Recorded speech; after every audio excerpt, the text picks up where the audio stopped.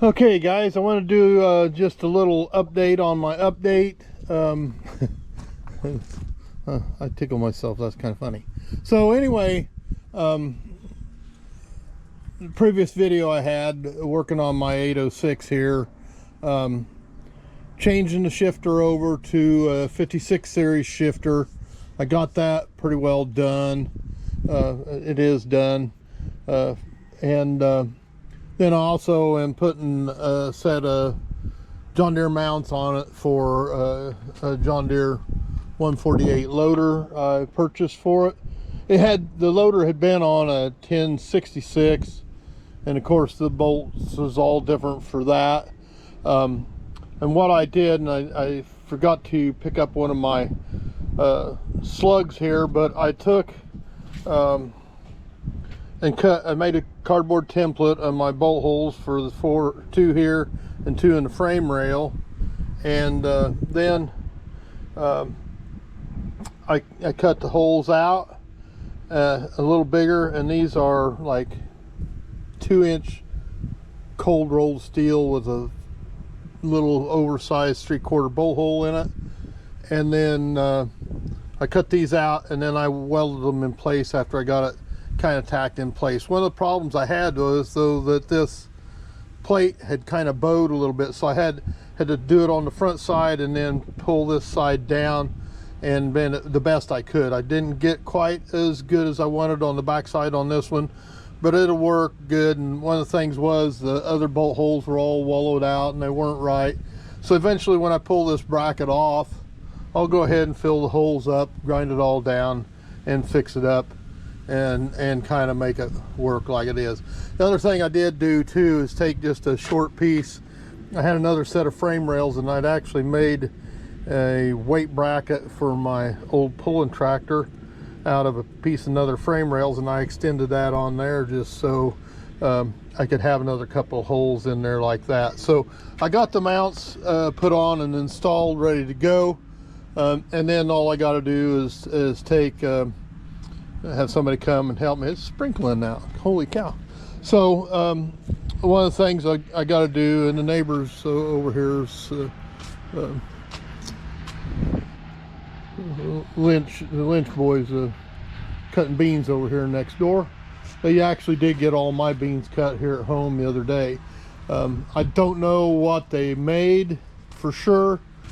I'm guessing the top side of 40, maybe 50. I really don't know. They look pretty good to me, but you know, what do I know? I just let it rent the ground to him and let him go. So anyway, as you see, I did get my 56 series shifter put on. So these, I know by the time I got them bales moved with this thing, I'd be so mad at it with that old 806 style shifter. It would just be upsetting. The other thing was the center hood originally was bent up pretty good. I had another one here. This front hood is actually an 856. I had one, so I don't have the air cleaner side panel for it yet. It had a pre-cleaner on it. I kind of wanted that. It's not hooked up right now, but eventually I'll put it, I'll get it there, and it'll be the way I want it that way. The other thing I did wanted to mention just a little bit, and it's always kind of a common thing with taking these platforms off and putting them back on, guys. What happens is when somebody takes them off and puts them back on, they don't take time and clean the bolt holes out in the top of the main frame, and they'll run a bolt down in it and it'll be too short, and they'll stack a bunch of washers on it. Or and then when I took this one off and I broke one off, I broke one bolt off on the other side on the back over here. And what I did is I just cleaned it up real good and run a nut down on it and welded it. Got it right, had to heat it up just a little bit, come right out with a wrench. It was pretty slick. That's the ticket right there, guys, that does it. The other thing about these spacer tubes, you got to heat them up to get the bolts out of them. I mean, they get rusty in there. It's just kind of a common thing. And like I said, most guys don't take time to clean that mainframe up. They'll just stick the bolt down there, and there'll be a bunch of dirt and crud down in it, and mess it up, or get jam packed in there and get the bolt too tight, and then you have problems with it. So just take time, run a tap down in there, take an air hose, blow it out, clean it up, make it work good. It takes a little bit of time, for sure it does.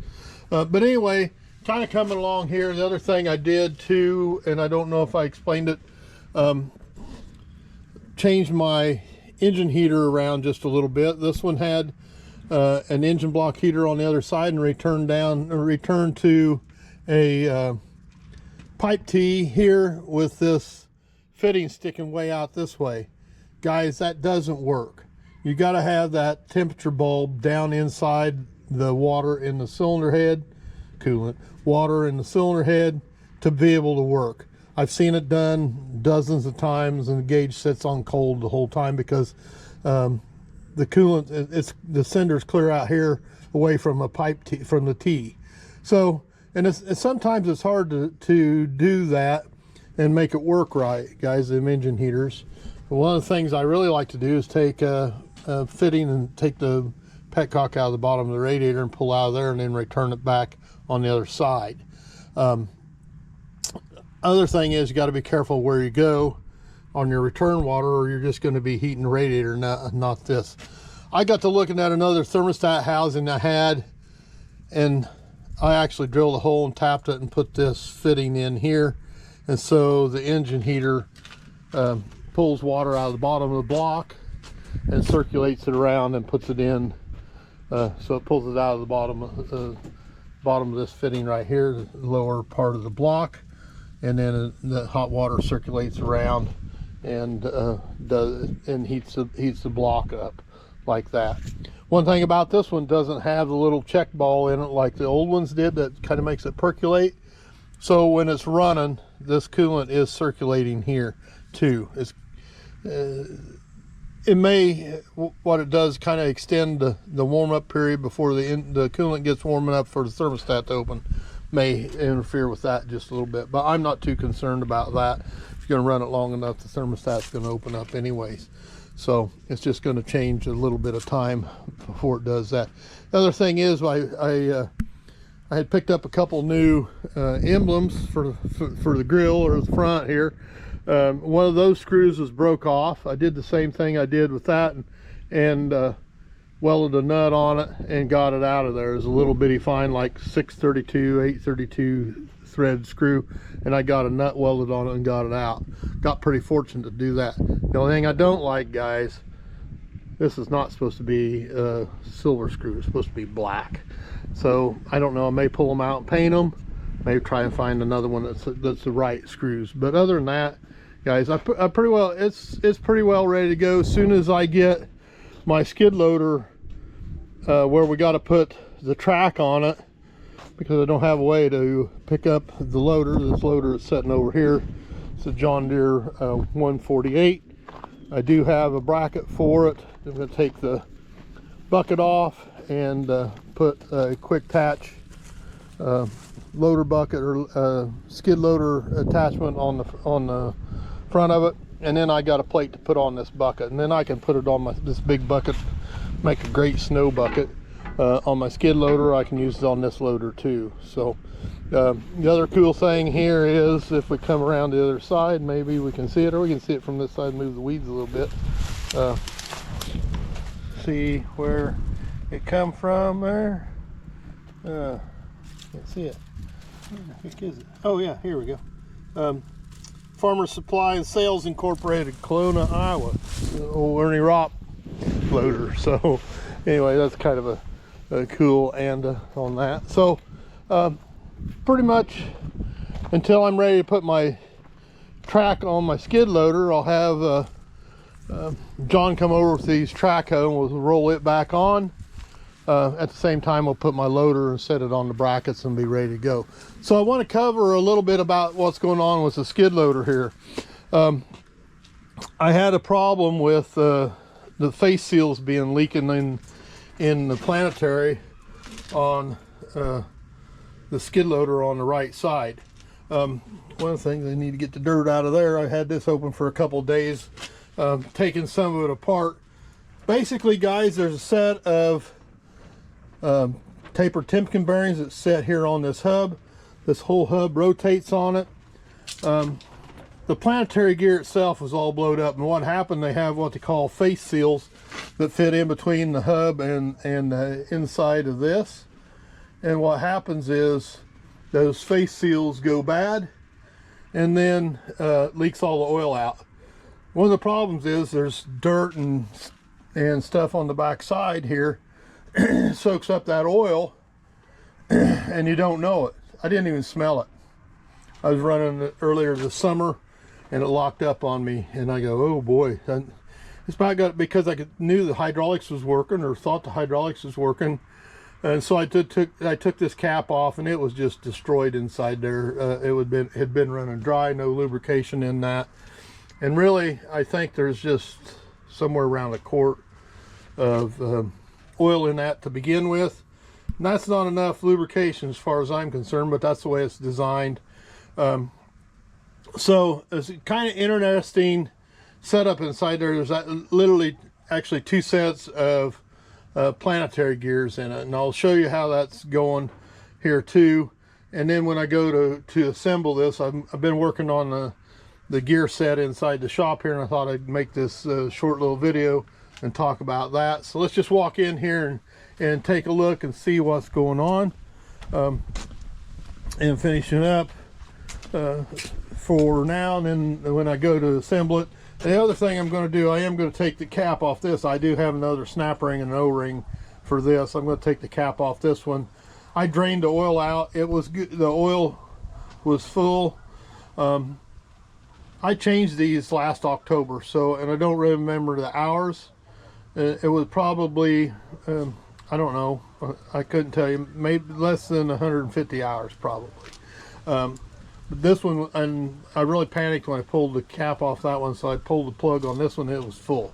So, but I have it drained out. I'm going to go ahead and pull that cap off and check on the inside, just do a little inspection. Hopefully we don't have anything going on in there. So, and then there's a little dog wants to come in. So anyway, guys, what I've been working on in here is the other part of the planetaries for this. So really, if we look now, these two pieces here, this is a piston with a pair of O-rings on it. This has an O-ring on it. There's a bearing that fits here, and it actually supports this. This is one of the sun gears that comes out of the hydraulic drive of the motor. So it drives that first set, and that's this set here. So this set of planetaries sets on top of this one. It's kind of confusing to see how it works, and when I go to put it together, I'll show you a little more.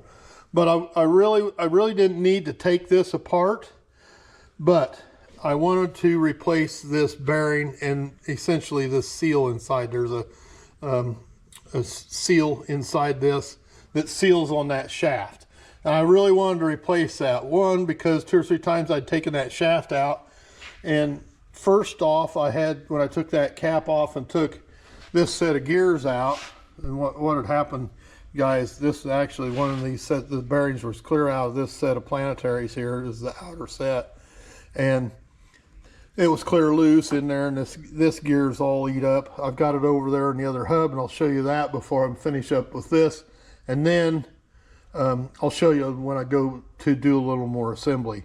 But anyway, when you pull this in and out, I thought actually what happened to push this out when I tried to move it with the cap off. I knew all I really wanted to do was let it freewheel, and this is the rest of my repair kit. There's some seals in here and the gaskets that I didn't use, and here's a couple of the snap rings for the hubs. I do have one new O-ring. The other new O-ring is on this. There's a little washer that goes on this here. It fits right in here. Anyway, this has a set of Belleville springs on it like this. They sit in here two like this, and then another one's stacked up on top. I put that nut back on there and used my snap-on gear puller sitting over here on the oil bucket. And I'll show you how that, I compress that and put that back in, and then I put this snap ring in and put it all back together. The other thing I wanted to show you here is this set of planetaries, and if you kind of take a look, guys, you can see these two tabs right here. If you remember back and looking at that adjusting nut on that hub, and basically there's two pair of tapered Timken bearings. There's a couple of them laying right there. There's the old ones. Two new ones right here. That nut adjusts those tapered Timken bearings like a wheel bearing on a car or truck or whatever. You adjust it. And then these go in here, and then there's splines in that spindle sticking out that's hollow that these pieces go in. When it all goes back together, these fit in the splines, these fit in the notches of the nut. That keeps that adjusting nut from working back loose again. So out of all the stuff you see here on the table, guys, the only thing I saved out of that whole mess is this planet carrier. And so what I'm doing here now, I thought I would show the last one before I put it together, is I got all new planet gears for this set, all new pins, everything, all new rollers. There's 13 rollers in each one. And so I had a whole set of rollers. I've already got the roll. There's a roll pin here. It goes in this hole right here like this and keeps it from turning. And I marked it so when I put the pin in, because they're a tight fit in this planet carrier, they're not pressed in, but they're a tight fit. You gotta help them a little bit. That's what this is for. That helps it out just a little bit. Anyway, I've already got the roll pin started in here already. So now all I got to do is line it up. I marked the top of this so I can see where the hole lines up. I use a piece of wire and go down in there, and then I can tell for sure before I start driving that roll pin down in there and locking the pin in place.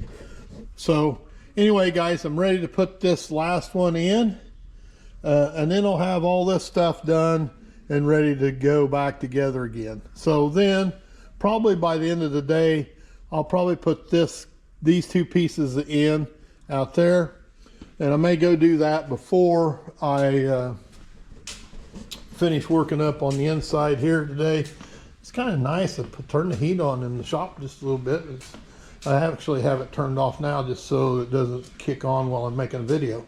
So here's the hub, guys, and here is our two tapered Timken bearing cones here and here.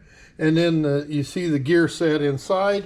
It has to press, it presses out from, it comes out this way, and then it's actually splined on the inside here, and we can use it like that.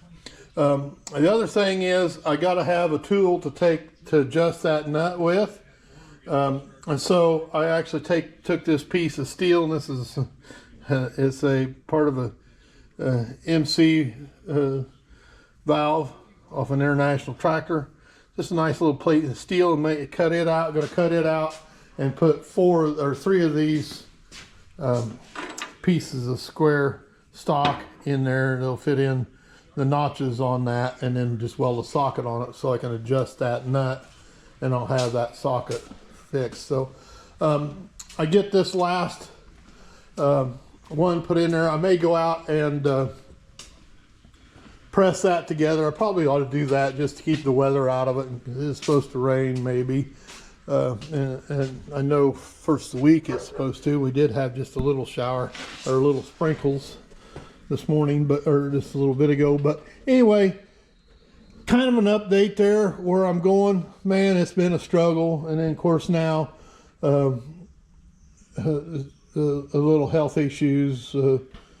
After my wife's surgery, I got to take care of her in the morning, so I only get over here in the afternoons about 4 or 5 hours and get some work done on this, plus then what I can get done. And so it's a challenge, but it is what it is, guys, and I'll keep you updated.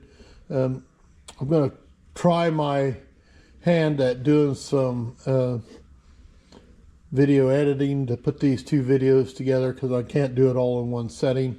And so put it all together and make the whole thing as one. So it's kind of going to be my plan. But anyway, I just thought I'd do this just a little bit, show everybody where I was at. And like I said, I'll have John come over with his track hoe and put this track back on, and then we'll set the loader on the tractor at the same time, because I picked the loader up off the trailer and put it on, set it on the ground when Gary Bontrager, I bought this tractor and loader from him up there at Kelowna. He's a tractor puller up there. So anyway, I bought that stuff from him when he delivered it down for me, and I took my skid loader and picked it up off of it. But we'll have to have some way to set it back on there. Unlike the nice setups that like those other loaders, I can't think of the name of them right now. But anyway, like those that you just drive up on it and it rolls up on the front of it, and you just use the hydraulic part of the frame as the stand to hold the loader. What the heck is what brand is that? I can't think of it. Head ain't working very good. Anyway, guys, I'll take a little break. Oh, the other thing I wanted to show you too, I did shut my furnace down so it wouldn't kick on while I was making the video. I've got into these it's pretty cool stuff. These Wi-Fi switches. I got a Wi-Fi switch on my furnace and got one on the floor heat. And so all I got to do here, guys, to turn my furnace on is, and then it'll fly on my finger. Get out of there. See that? Turn the furnace on. It was really cool. So what I first started using them for, as I was still working at Indian Hills, and I thought, man, if I can turn that furnace on an hour before I head home, shop would be warmed up before I get here. You know, and I can turn the floor heat on, I can turn the furnace on, it'll run a little while, it'll be warmed up in here. Instead of waiting until I got home to turn it on, and then, you know, especially if it's cold out, it might be an hour or so before it's warmed up in here enough to do anything. So it's really handy to do it like that. And I've got one. Those things are Menards, $15 a piece. Even have one out here. If we go back over here, I can show you. I got one here for, there's one for my floor heat. Here's one for my skid loader. Here's one for the light I had on a drop cord in the east side of the shop before. I don't have it hooked up now, but for when I was working in the back part of my machine shed, I put one there so I could turn that light on. Then I got another one that says bird away. I actually have one of those electronic bird scare away things. Actually works pretty good. Keeps the sparrows out of the shop, or out of the back side of the machine shed. They drive me crazy. But the thing I really didn't like, they build nests in that far west door is a sliding door, and they build nests in the track. And even though it's that good cannonball track, I still get bird nest in there. And so anyway, watching here, and it looks like a little more action on. I got the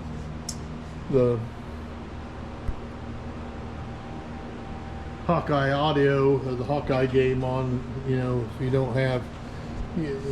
don't buy a subscription to Hulu or some dumb thing, you can't watch any games. So I just listen to the play-by-play, watch the play-by-play on YouTube. So it's a lot cheaper, and that's kind of like listening to the radio. Anyway, guys, I'm going to go finish this Planet carrier up, and then I'll probably go out and put these two pieces together and get that buttoned up for today, and I'll make a video while I'm doing that. It shouldn't take too long to do that. All right, we'll see you later. Okay, guys, I wanted to show you just a little bit about reassembling this. This is actually the brake cylinder piston. So when you set the parking brake on this. There's a spring here.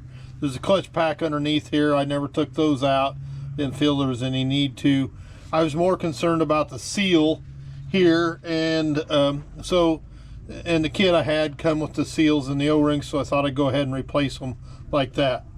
This little hole right here has to be lined up with, and I hope I can see, you guys can see that when I got it set there. We'll just see how it goes. So that hole has to be lined up with this one right here. There's a hole right here. That hole has to be lined up with this one. I've got 2 new O-rings on this, and so we're going to clock it around here at about 4 o'clock, thereabouts. Closer to that. Okay, let's see what it does.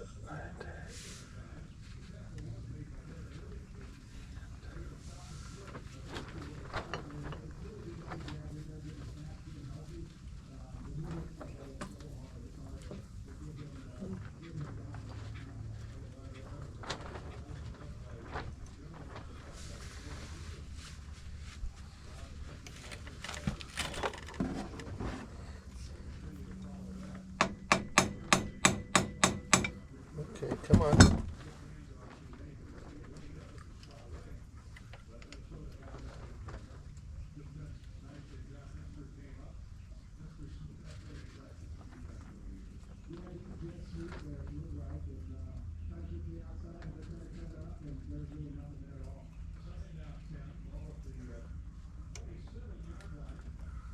There we go.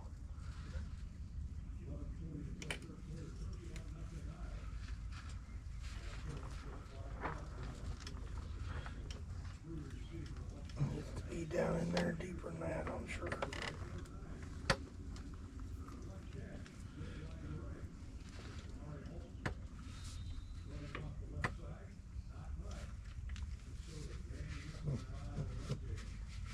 Yeah. Okay. There we go. There she went. Okay. Went on in. Okay. Now, there's 3 Belleville springs that go in there. If you don't know what a Belleville spring is, the Belleville washer. So here's what they look like here. They're kind of coned. The first one goes in like this. The second one goes in like this. These 2 are together. And the third one goes in like this, together like this. Those are 3 springs that are pressed against that spring. So basically when the loader's in operation, it puts oil pressure to that piston, compresses these springs, and then that releases the brake set. And so then when you apply the parking brake, it releases the oil pressure against it and sets it on. So now I don't need this snap ring here yet, but I will before I compress that. So let's see if I can get this in here without it all falling apart. Oh yeah, okay. Now we're at the same thing here. We got to get by that snap ring groove with this O-ring. There we go. I think we got it. Okay. Looks like about where we were before. Okay, so now to get this on down in there, it's got to be pressed. The outfit I buy bought the parts from is CR Industries, I think this was called. They had some really good videos on doing this, but not on the car. I want to say on the car, not on the loader. So what'll happen now is that they actually had this with the hydraulic motor and everything up in a press, would press this down so we could put this snap ring in here. The snap ring goes right here, only has to be pressed down enough to be able to get the snap ring in the groove. And this is actually not it's a snap ring, but it's more like a spiral lock, wrist pin keeper. So I come out here and I just use this adjusting nut, and then put a gear puller on it with a plate of steel on the bottom side here, and compress it down. It was pretty snug when I got it off, but it was enough to relieve the pressure on that. And so let's see if we can do that again. We don't want that on those.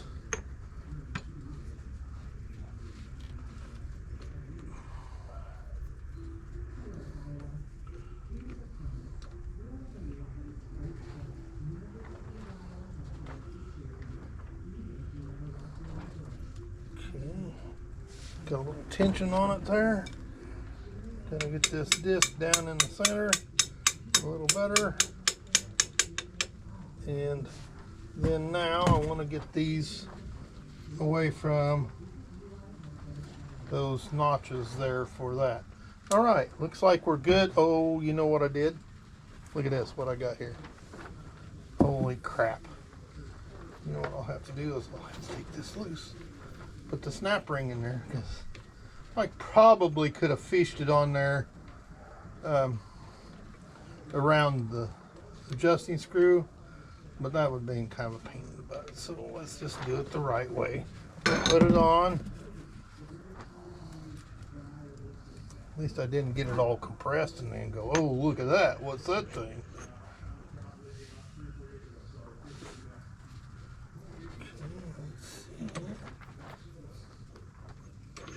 Oh my gosh, not enough hands. Okay, we'll get it.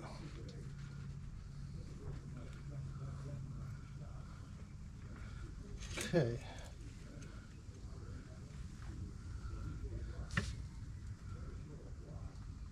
Looks like we're good all the way around. There, looks like it's square. So now all we do is tighten this up. And if I remember right, compressing those springs was about all, and it's going right in, we can see. But it was about all the tighter that really wanted it.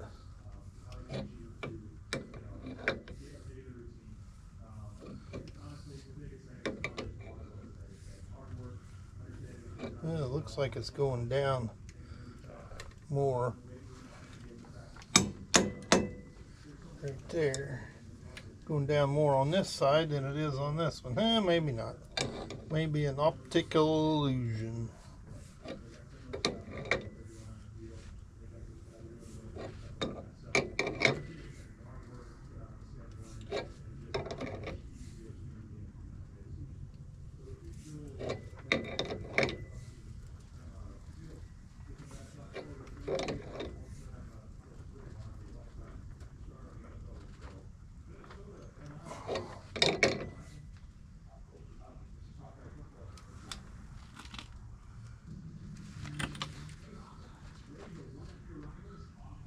Okay, I can feel that snap ring groove all the way around there. So now let's see if we can get this fished in there. So it's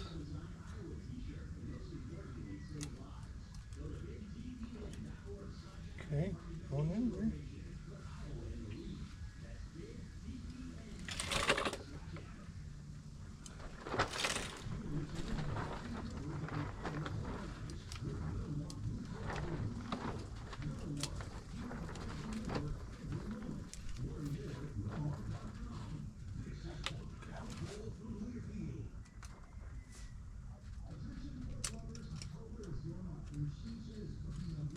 Oops.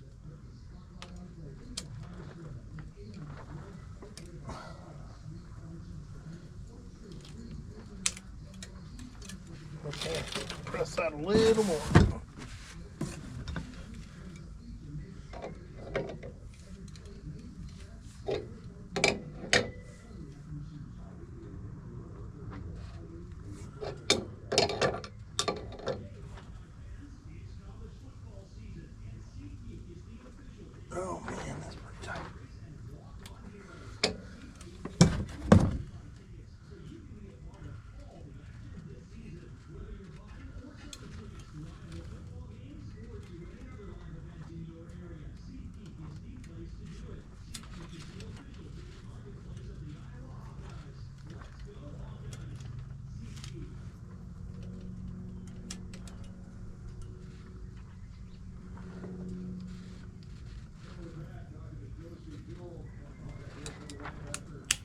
There, I heard her snap in. There we go.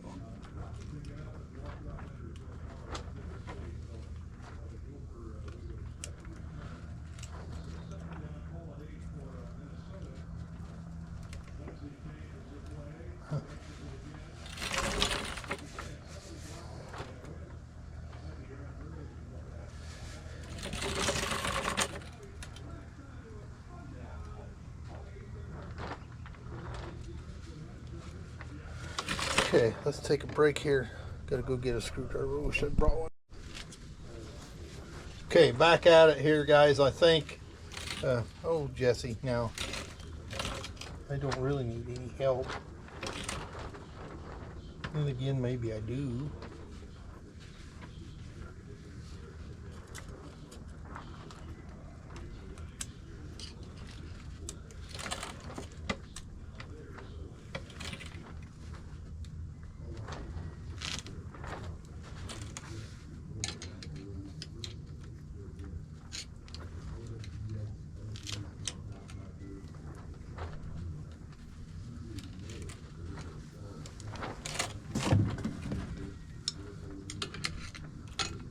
Former students, please don't look at me doing this. It's not a hammer. There we go, went right in there. So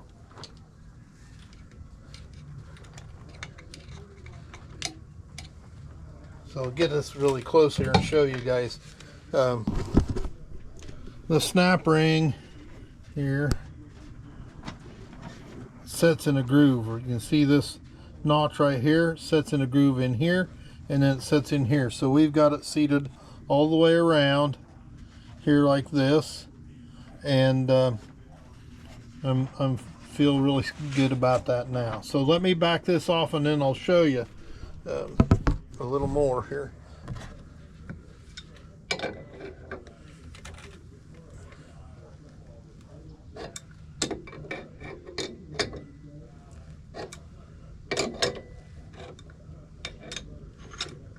Okay, now the brake piston has spring pressure on it now from those Belleville washers.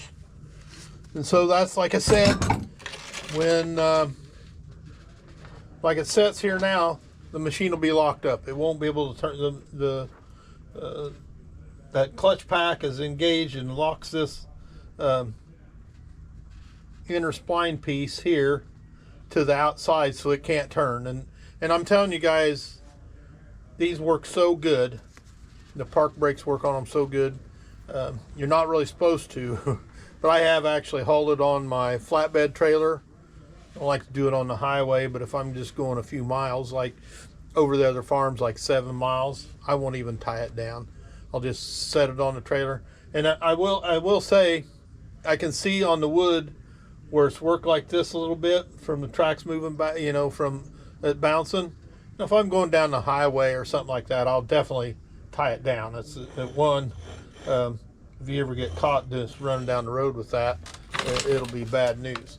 So the last thing I want to show you here before I go work on the rest of the stuff inside, I'm happy with where we're at here now. I've got the O-rings replaced and the seal. Let me get my other piece here. Eventually, guys, when we go to, I got to clean it up. I see a lot of metal flakes here and all that stuff from the outside. But I'm happy with the inside of this, and then I'll be able to plug it up and keep the weather. I was sprinkling again just a little bit. I need to put a little bit, I'll do that here after a bit. A little bit of oil on that. It's like it's starting to see some rust on it. Want that. That's a long ways from being pitted anyways, but it's got a little stain on it. I'll probably take maybe just a touch of emery and hit it. Anyway, what I wanted to show you here and in the end, and this is the adjusting nut that adjusts the bearings, a pair of Timken bearings here, just to be like a wheel bearing on your four-wheel drive pickup or on early four-wheel drive pickups. The new ones are all one-piece shit boxes. But anyway, so much for that opinion. Anyway, what happens is then we adjust the wheel bearing, the preload on the bearings, and once we get that where we want it, then, like I was showing you, these two tabs fit in 2 spots here. And then the other thing is, see these splines here inside this carrier, they fit in the splines on this spindle. So basically what happens is, once we get that adjusted where we want it, and see now I can't, there, okay, so now I'm down, but I'm not in the teeth on the nut. So I'll turn the nut a little bit, and notice there we are.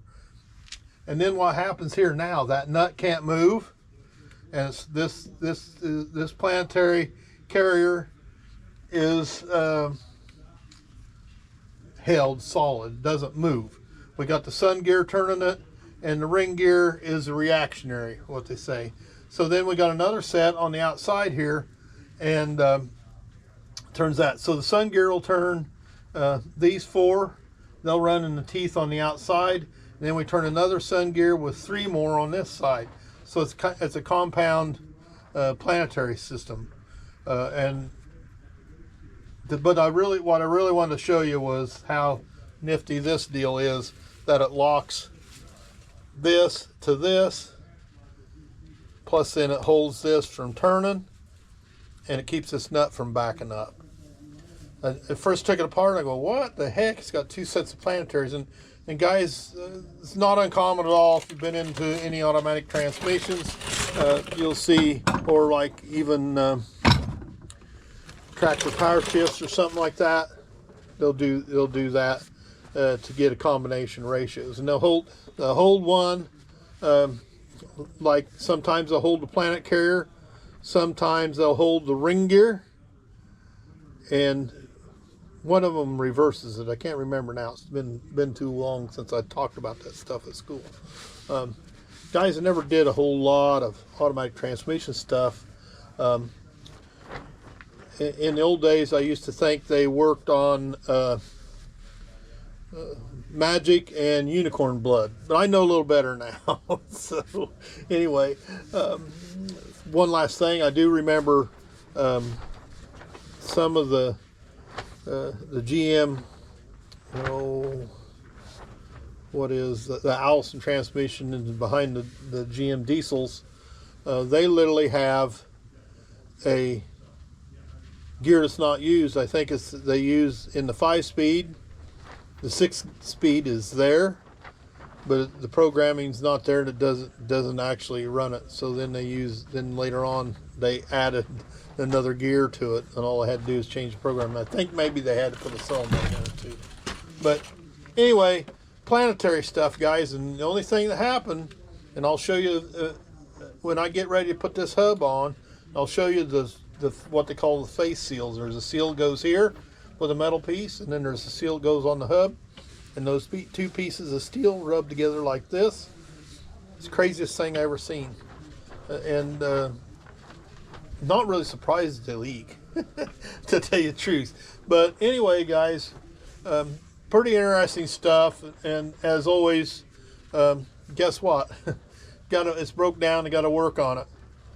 This whole deal, guys, that whole replacement hydraulic motor and the planetary system, the whole hub, the hub drive and everything, if I just took it and bolted it in, it's over $5,000.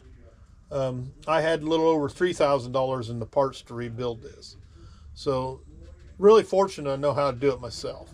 Okay, so honestly, that's the whole key to the whole thing. I'm fortunate enough that I can do it myself. The problem is I can't do it very timely anymore. Not very speedy. But anyway, the other thing is I did notice, I sure didn't want to take this apart, and looking, I'll just show you here on the back side here are the hydraulic lines to that. I'm not real fond of what some of those look like. That line there looks a little rusty to me. I know if I guarantee if I tried to take that nut loose, the whole line would turn, and it would just be catastrophic. And once that whole snowball starts rolling, who knows where it stops. The line's clear on the inside. There's like 5 lines in this thing. So anyway, let's hope, right? My dad would say the good Lord looks after pregnant women and idiots, and never been pregnant, so I must just be an idiot. So pretty fortunate so far. I can still work on my own stuff. I got to change the hydraulic filter in this. Literally this actually leaked out all the hydraulic oil in this. One thing they do, in John Deere does, it actually specs the engine oil for the hydraulic system. That's kind of crazy to me, but their thought, I think, was that one type of oil, one brand of oil at the job site, or instead of having to have 2 or 3 different types of oil to do the job. I understand that thought. Anyway, guys, so for now, until I get ready to put the hub on it and set the bearing tension, the bearing preload, I'll record some more, and then I'll put it all together and I'll start learning how to do a little bit of editing. This is one thing I don't know much about. So, but anyway, it's been kind of interesting to see how this system works. But again, I really wanted to replace this seal in here to begin with. When I was in this far, I really wanted to do that. It wasn't leaking. It wasn't leaking hydraulic fluid into the final drive setup, but I'd had this sun gear out 2 or 3 times. I just was leery about that. So once I was there and I had all the stuff, I had the needle bearing, had the seal, had the O-rings, why not put it in? Guys, it's just kind of a no-brainer to me. I didn't want to go full depth. I had almost everything to rebuild this motor. It all come in the kit. So, but anyway, for now, we're going to pause it here, and I'm going to go work on pulling the bearing races and the ring gear out of the hub and cleaning it up, and maybe, I don't know if I'll get it put together tonight or not. But anyway, be a good place to stop. So Hawks are blowing them away. Last I heard it was like 31-0 at halftime. So I got it on in the background here. So not too much of a challenge today. Good thing. Later.